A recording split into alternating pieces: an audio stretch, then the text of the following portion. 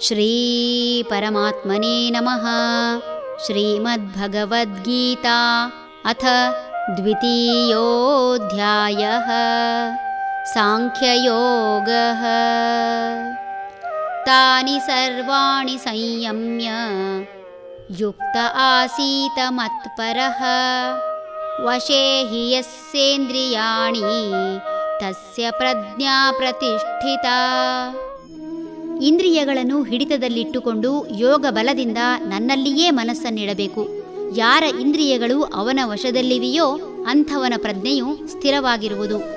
ಇಂದ್ರಿಯಗಳು ಬಯಸಿದಂತೆ ಜೀವನ ನಡೆಸಿದರೆ ಭೋಗಿ ಆಗುವುದು ಸಹಜ. ಈ ಹಿಂದೆ ಹೇಳಿದಂತೆ ಸಮತ್ವವೇ ಯೋಗ. ಇಂದ್ರಿಯಗಳು ವ್ಯಕ್ತಿಯ ಹಿಡಿತದಲ್ಲಿದ್ದರೆ ಸಮತ್ವ ಸಾಧಿಸಬಹುದು. ಇಂದ್ರಿಯಗಳು ಮನುಷ್ಯನ ಹಿಡಿತದಲ್ಲಿದ್ದರೆ ಬೇಡವಾದ ವಿಷಯಗಳು ತಲೆಗೆ ಹೋಗದೆ ಭಾವೋದ್ವೇಗ ಉಂಟಾಗದು. ಇಂದ್ರಿಯಗಳ ಚಾಪಲ್ಯದಿಂದ ಅಗತ್ಯವಿಲ್ಲದ್ದು ಮನಸ್ಸು ಹಾಗೂ ದೇಹ ಸೇರುವುದರಿಂದ ಸದಾ ಅನಾರೋಗ್ಯದಿಂದ ಬಳಲುವುದು ಸಹಜ. ಕಣ್ಣಿಗೆ ಕಂಡದ್ದೆಲ್ಲ ಬೇಕೆಂಬ ಹಠ ಕೆಲವರದು.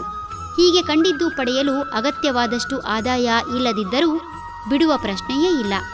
ಸಾಲ ಮಾಡಿಯಾದರೂ ತುಪ್ಪ ತಿನ್ನು ಎಂಬ ಈ ವಾಕ್ಯವೇ ಕೆಲವರಿಗೆ ಆದರ್ಶ. ಈ ಕಾರಣದಿಂದ ಅಗತ್ಯಕ್ಕಿಂತ ಹೆಚ್ಚು ವ್ಯಯ ಮಾಡಿ ಸಾಲದ ಸುಳಿಯಲ್ಲಿ ಸಿಲುಕಿ ನಲುಗಿದ ಮನುಷ್ಯರಿಗೇನು ಕಡಿಮೆಯಿಲ್ಲ. ಕೆಲವರಿಗೆ ದಿನಕ್ಕೆ ಕೋಟಿ ರೂಪಾಯಿ ಜೀವನ ನಿರ್ವಹಣೆಗೆ ಬೇಕಾದರೆ ಕೆಲವರು ಕೆಲವೇ ರೂಪಾಯಿಗಳಲ್ಲಿ ಜೀವನ ನಿರ್ವಹಣೆ ಮಾಡುವುದು ಕಾಣುತ್ತದೆ. ಇದಕ್ಕೆಲ್ಲ ಮುಖ್ಯ ಕಾರಣ ಇಂದ್ರಿಯ ಚಾಪಲ್ಯಗಳೇ ಆಗಿವೆ ಎಂಬುದು ಎಲ್ಲರಿಗೂ ತಿಳಿದಿರುವ ವಿಷಯ. ಅಗತ್ಯಕ್ಕಿಂತ ಆದಾಯ ಹೆಚ್ಚಿದಾಗ ನಿರ್ವಹಣೆ ಕೂಡ ತಲೆನೋವು.